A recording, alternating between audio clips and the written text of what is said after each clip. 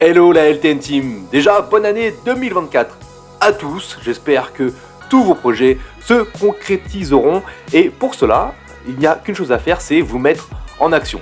Aujourd'hui, qu'est-ce qu'on va voir? On va juste faire une petite revue de marché très rapide, on va regarder les infos qu'il y a sur les différents sites et on va aussi regarder comment a clôturé le Bitcoin qui est, on le sait du coup, le papa du marché, comment a clôturé le Bitcoin, est-ce que ça nous montre que l'année 2024 risque d'être plutôt haussière ou baissière?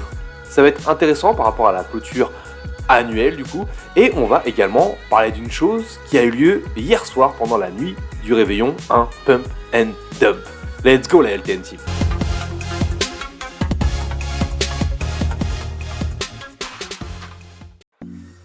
On commence donc cette année 2024 avec les infos. Et quand on regarde un peu les infos, là je suis sur le site Cointelegraph. Quand on regarde les infos sur le site de Cointelegraph, ce qui apparaît le plus, c'est les ETF. On sait, c'est ce qui va être l'info majeure, en tout cas sur ce début d'année 2024, c'est l'approbation d'un ETF. Je le disais dans le short qui est sorti quelques heures avant, les ETF seront, en tout cas le premier ETF Bitcoin sera très vraisemblablement approuvé d'ici une dizaine de jours. Cela aura des conséquences, bien entendu, par rapport au marché, à la volatilité notamment qu'il va y avoir sur le cours du Bitcoin et par la suite des autres crypto-monnaies. Mais cela va également avoir une incidence sur nous, les particuliers, qui souhaitons investir dans le Bitcoin. Mais ça, je vais en parler un petit peu par la suite. Donc, c'est vraiment ce qui ressort le plus. On voit ici notamment là, la SEC pourrait donner son feu vert aux ETF Bitcoin au comptant la semaine prochaine. Donc ils disent la semaine prochaine, c'est bien sûr, là c'était le 31 décembre, donc cette semaine. Cette semaine qui se finit le 7. Donc on est vraiment dans cette dizaine de jours là, donc c'est intéressant. L'approbation d'un ETF Bitcoin, encore une fois, on en parle, le 31 décembre 2023. Ils disent que ça ne déclenchera pas de rallye sur le marché des crypto-monnaies. Ça, je pense qu'on ne peut pas forcément le savoir. De toute façon, on n'a pas de boule de cristal. On va voir ce que le marché nous dit par la suite. Et à contrario, on dit que le lancement des ETF Bitcoin au comptant pourrait attirer des milliers de milliards de dollars à long terme. Donc, qui dit attirer de grosses liquidités dit forcément un marché plutôt haussier, alors que juste avant on nous dit que ça ne déclenchera pas de rallye. Moi, si vous voulez mon avis là-dessus, c'est que l'ETF BTC quand il sera approuvé, c'est quelque chose qui a déjà été pricé par le marché. C'est-à-dire que les prix actuels intègrent déjà le fait que l'ETF sera approuvé. Maintenant, cette annonce donnera forcément un pump. Forcément. Je m'attends à un retracement derrière. Maintenant, si on parle de psychologie de marché, beaucoup de gens s'attendent à cela. C'est-à-dire que beaucoup de gens s'attendent à ce qu'il y ait un gros pump au niveau de la news, au moment où il y a la news de l'ETF, l'approbation de l'ETF, et que derrière ça rechute. Donc, ça veut dire que beaucoup, c'est une question ouverte pour beaucoup, est-ce que cela signifie que beaucoup de gens, la majorité des gens, ont aujourd'hui beaucoup de fonds de liquidité qui sont prêts à mettre sur un prix plus bas? Par exemple, si on va sur le graphique du BTC, ici, moi, vous voyez, ma target, elle est là dans cette box rouge, là, entre 32 et 31. C'est-à-dire que, est-ce que la plupart des gens attendent vraiment que le Bitcoin revienne à ce niveau de prix avec des liquidités pour rentrer? Est-ce que c'est la majorité des gens sur le marché? Si c'est le cas, alors si vous êtes une personne qui a un très très gros portefeuille, est-ce que vous avez intérêt à ce que la plupart des gens, les petits poissons comme nous, puissent venir pêcher dans cette zone-là?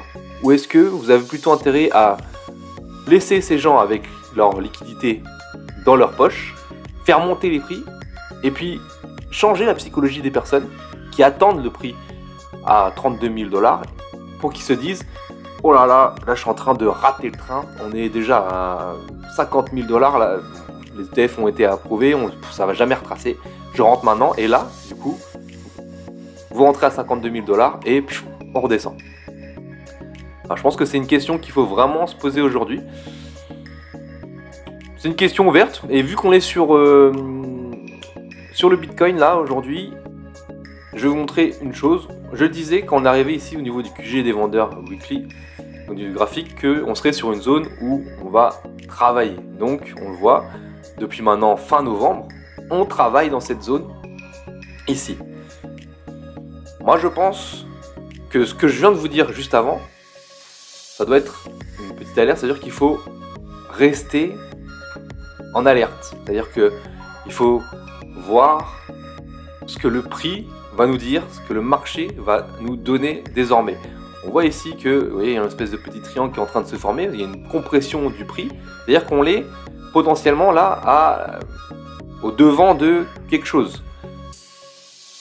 Normalement, il vaut mieux toujours rester dans la tendance, donc si techniquement on reste dans la tendance, cette espèce de petit triangle ici serait plutôt cassé par le haut, et ça validerait potentiellement le scénario que je vous ai dit juste avant, une cassure vers le haut, pour que les gens se disent oh là là, mais en fait il va jamais redescendre, je rentre maintenant, et pour après sortir tout le monde, en tout cas la plupart des gens du marché, retourner au niveau de cette box rouge, voire peut-être un peu plus bas, en tout cas moi ma zone elle est au niveau de cette box rouge, et les gens qui seront eux rentrés dans une espèce d'euphorie ici, eh ben, ils se détourneront peut-être du Bitcoin et du marché des crypto-monnaies, parce que ceux qui vont rentrer dans cette espèce d'euphorie là, ce qu'il faut bien comprendre, c'est que quand les ETF vont être approuvés, il va y avoir une espèce d'euphorie dans tous les médias mainstream. D'accord ? Donc, tout le monde va en parler, tout le monde va dire ça y est, les ETF, vous pouvez investir dans le Bitcoin grâce à BlackRock par exemple, voilà, comme vous faites des investissements sur le SP500, voilà, de la même manière, vous n'êtes plus obligé de passer par Binance, qui sont des escrocs, qui financent le terrorisme, etc., etc.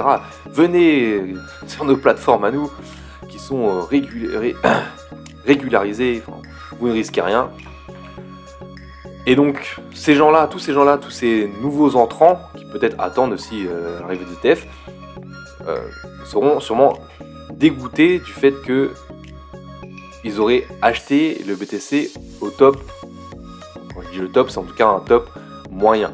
Okay, parce qu'après, il y a le halving qui arrive, qui devrait donner un coup de pouce encore au marché des cryptos dans les mois à venir sur l'année 2024.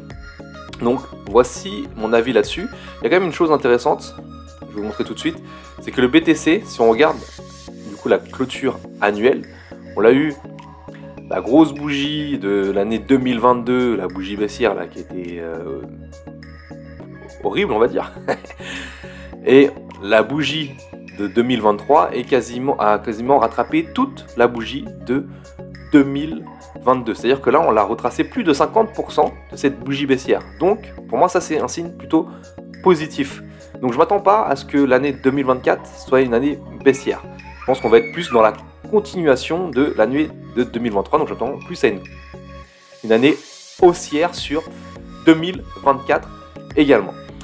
Avant de vous parler du pump and dump, j'ai deux choses quand même à vous montrer. C'est les escroqueries par phishing ont dérobé 300 millions de dollars en 2023. Il faut quand même savoir que, alors c'est pour ça qu'il faut vraiment être très vigilant. J'ai aussi parlé d'une escroquerie, d'une piraterie qui a été faite pendant la soirée du Nouvel An dans le short. Donc je vous invite à aller voir notre short du JT Crypto News quotidien qui a fait son retour aujourd'hui le 1er janvier. Donc. Et ça, au niveau du phishing, c'est très dangereux parce qu'il faut savoir que les escrocs, les pirates, ils ont même capacité, on va dire la capacité, oui, ils peuvent faire des pubs poussées sur vos comptes Twitter, enfin X, ou vos comptes Facebook, ou même vos comptes Instagram désormais. D'accord? Donc des publicités ciblées qui vous invitent à cliquer sur des liens parce qu'ils vous vendent monts et merveilles et qui après du coup peuvent accéder à vos données personnelles et après vous siphonner vos fonds. Donc c'est quelque chose auquel il faut vraiment faire attention. Pour finir cette émission, on va parler du pump and dump. On va parler du pump and dump et du coup ça doit vous donner, enfin, j'espère que ça va vous montrer une leçon pour cette année 2024. Parce que on le dit sur les réseaux et nous on le répète aussi très souvent, c'est que il faut que quand vous entrez dans un trade ou en tout cas dans un investissement, il faut que vous ayez un plan et surtout il faut que vous agissiez quand vous arrivez à votre scénario, d'accord ? C'est-à-dire que vous arrivez à votre niveau de prix où vous devez prendre des gains. Prenez vos gains. Et surtout, déterminez combien de pourcents vous devez prendre à cet endroit-là. D'accord ? Vous allez voir tout de suite pourquoi. Alors, déjà, un exemple. Immutable X. Vous vous rappelez, j'en avais parlé, j'avais dit que j'en avais acheté, que je trouvais que graphiquement c'était intéressant. Donc, j'en avais acheté sur Bitpanda le 29 mars 2023. Et quand j'en avais parlé ici, c'était à peu près à cet endroit-là où je disais c'est intéressant parce que on a une cassure. Ici, on reprend de la force et j'en ai reparlé une fois qu'on l'avait cassé ici avec force la zone violette là. La cassure de la zone violette nous a attiré tout de suite plus haut. Et vous voyez là, le QG des vendeurs, il est juste ici, mais en fait, il nous a attiré sur le niveau de prix qui avait amené la baisse ici en mars 2022, avril 2022. Moi, du coup, j'avais déjà prévu de prendre des profits à peu près, donc sur cette zone de prix, donc le plus haut, enfin ce qui a emmené la baisse ici en tout cas, en mars 2022, entre cet endroit-là et le QG des vendeurs. Donc, vu que je l'ai fait manuellement, j'ai pris mon TP sur un niveau un peu plus bas, j'ai pris à 2,41 au lieu de le prendre à 2,57$. Mais en tout cas, j'ai suivi mon plan. Et maintenant, ça me permet quoi ? Ça me permet d'avoir 50% qui court encore et que je sortirai maintenant plutôt au second QG des vendeurs ici, d'accord ? Ou je sortirai encore 50% et je laisserai 50% je laisserai du coup le reliquat aller plus haut. Et surtout, j'ai un autre plan, c'est que si on vient retracer et revenir au niveau de prix à partir de la box violette ici, et idéalement au niveau de mon premier prix d'achat, eh ben je pourrais réinjecter du coup des liquidités pour après laisser courir pour aller voir plus haut. Mais du coup, ça me fait quelque chose d'exponentiel.